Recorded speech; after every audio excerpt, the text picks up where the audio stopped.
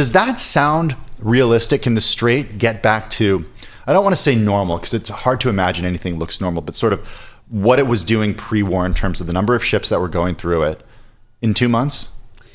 Look, Tim, I think the world has changed with this crisis, just like Russia, Ukraine, and COVID before it. I think ships can flow back in. We've got about 1,200, 1,300 ships that need to go back. But the long-term structural effects of energy supplies, I think, has reconfigured. What kind of changes do you see in the next few weeks? You talk about long-term, but what about in the imminent? What are you watching for when it comes to global trade? Well, so certainly looking at where insurance premiums are going to go, looking at just the number of ships, looking at commodity prices, the dissonance between what we see spot oil prices and physical contracts, $145 to $100, right? That, if we can see that dissipate, that means it's working. The confidence is working. I want to go back to this idea of you saying that the world has changed. Has the world changed in terms of the sort of the floor for the price of crude and West Texas Intermediate?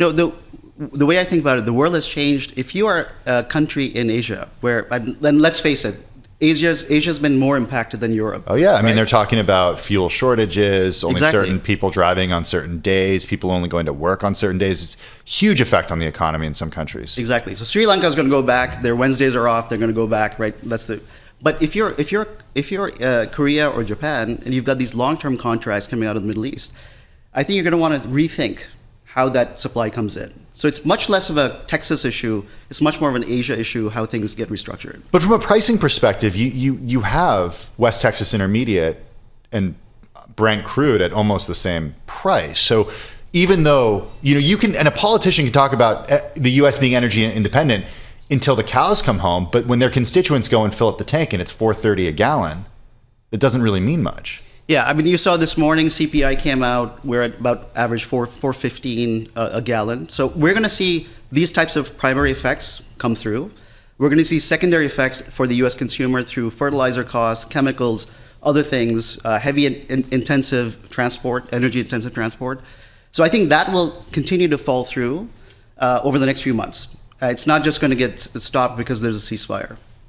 Talk about that a little bit more, the effects onto the U.S. consumers, particularly when a lot of our energy sources maybe are still coming domestically. Why should American consumers be concerned about rising food, rising retail prices because of the geopolitical tensions right now? Well, just remember, oil and gas are very different things, as you know. So oil is pegged globally, and that's why you're talking about the price differences you're talking about, why both indices go up.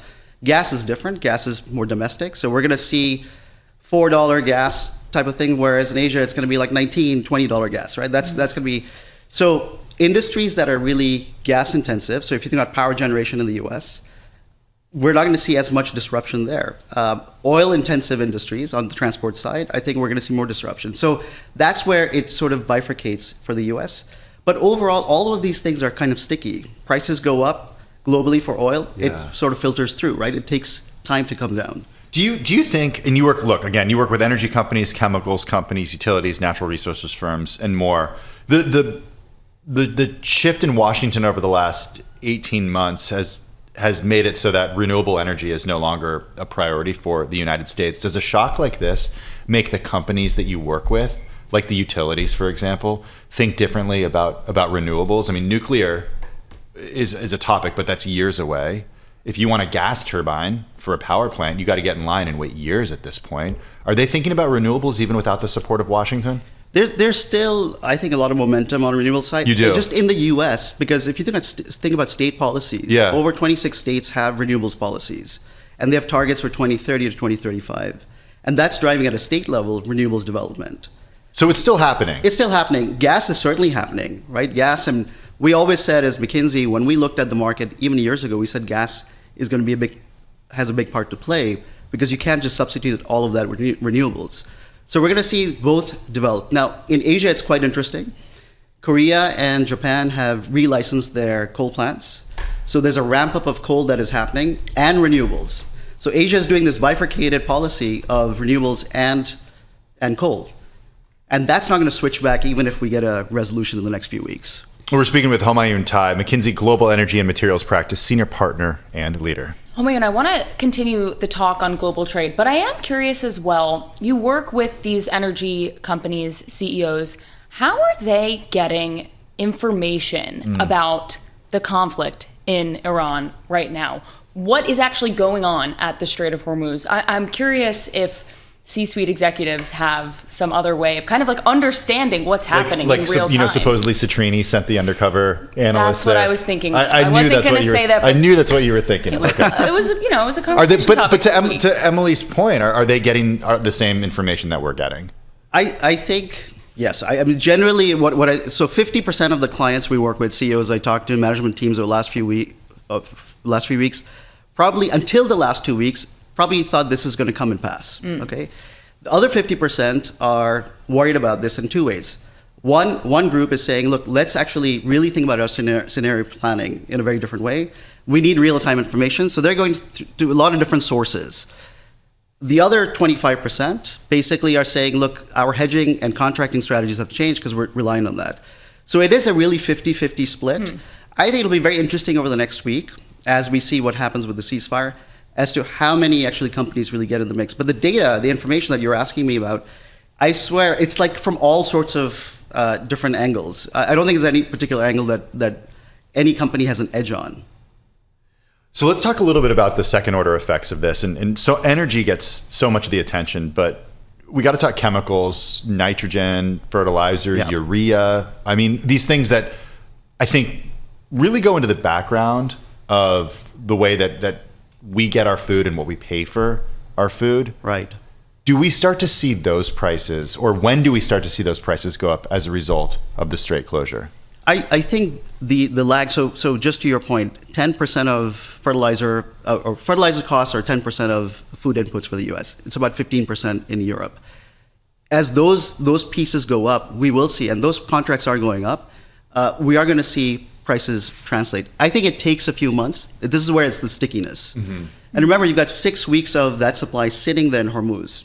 So whatever we have on land and whatever the Asian countries have on land for the first commodities, petrochem, et cetera, you're going to run out of that, right? So now we're going to see the pricing effects start playing in. Wait, when you say we have 6 weeks sitting there? 6 weeks of tankers sitting in Hormuz with nitrogen, with urea, and other commodities. But the problem is the tankers that would typically take the place of the tankers that are full and leaving those ports, we're not getting through either. So even when those tankers are able to get out, you have this bottleneck. Absolutely. And that's where, so when you talk about the urea prices, nitrogen prices that affect fertilizer, that's in the next few months we're going to see some level of repricing for that. Okay. So you talk about in your notes this 6-week countdown to an inflection point. That's what you're referring to, but that would mean that this is coming, what, next week, 2 weeks from now? We're at 6 weeks now. So our concern was, when you look at, and this is more when you think about supplies in Asia, Korea, Japan, how much LNG is in reserve, et cetera, it's about 6 weeks worth of supply. So the 6 week mark, which is where we are right now, basically you're going to see repricing at spot for a bunch of contracts for manufacturing companies in Korea, et cetera. So that was our concern for the 6 weeks. Now, if the strait opens and these ships go out, they're going to take 4 to 6 weeks to deliver, right? So this is a 12-week protracted set of issues we're talking about. What happens if the strait opens, but with a toll? Look, if there is an actual toll and goes through, it's going to affect the delivery costs downstream. So that should translate, if that was true, that would translate into pricing. And not to mention the uncertainty that it comes with. Well, speaking of that uncertainty, I think one challenge will be if these insurance companies want to insure ships, at least in the beginning. And if there is, God forbid, some sort of issue that happens, what that means for insurance companies. That's a big part of the equation that I don't think gets enough attention. I agree. It's insurance. Look, it's port costs. It's a bunch of things. Because you're not going to take a ship through there if it's not insured. Right. So it just sits there then.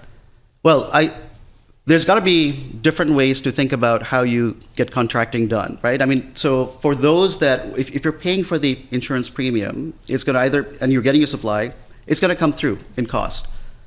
If you're recontracting, it's also going to come through cost in a different way. So you've got to look at the differential between the insurance premium and how you're recontracting. Are you seeing the U.S. energy companies drilling now, or has that paused given everything that's going on now? So investment in general, I think what I see from my clients and work that we're doing, people are very hesitant to invest. And it's not just on the oil and gas side, it's across. We have Asian clients who are thinking about building manufacturing facilities that are now hesitating. So we're starting to see, that's the third order effect, I would say, is what's happening on the manufacturing side. So even $100 oil prices doesn't get companies, excited drill, about drilling. to drill, baby, drill in West Texas. I think there's so much uncertainty. This is where the scenario planning comes in. Yeah. The question is, well, is it going to go back down to 75, 60 and below 6 months later if there's resolution right now? Or are there other factors that keep unknown? And that's the scenario work that is really important for companies to be thinking through. Do you think the price, just 20 seconds, are the prices that are reflected across the curve right now accurate? I think the prices could change, right? They're accurate for the dissonance between physical and financial markets. Okay. Accurate. And that is our point. That's my point, is that this thing doesn't fix the physical. If we get a ceasefire, we don't fix the physical issues.